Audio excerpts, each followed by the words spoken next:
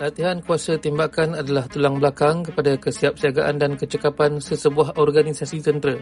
Ia bukan sekadar latihan menembak tetapi meliputi kemahiran taktikal, kerjasama unit serta aspek psikologi dan keselamatan.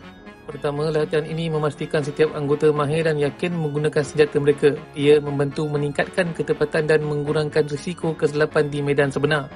Kedua, dari sudut taktikal, latihan ini melatih anggota untuk menggunakan kuasa tembakan secara strategik dalam pelbagai situasi dan koordinasi bersama unit lain seperti infanteri dan artileri. Ketiga, latihan kuasa tembakan juga memperkukuh kerjasama antara unit. Kejayaan operasi moden bergantung pada koordinasi dan saling sokong-menyokong antara pasukan.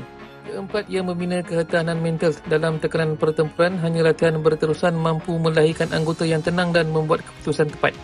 Kelima, latihan ini juga mengikuti perkembangan teknologi. Anggota perlu mahir mengadakan sistem moden seperti drone, senjata pintar dan kawalan tembakan automatik. Selain itu, aspek keselamatan juga ditekankan dari penjagaan senjata hingga penggunaan pelindung diri. Akhir sekali, latihan intensif ini membina disiplin dan semangat pasukan, asas utama kepada kekuatan sesebuah angkatan tentera. Kesimpulannya, latihan kuasa tembakan bukan sekadar keperluan, ia adalah keutamaan dalam memastikan angkatan tentera bersedia menghadapi sebarang cabaran.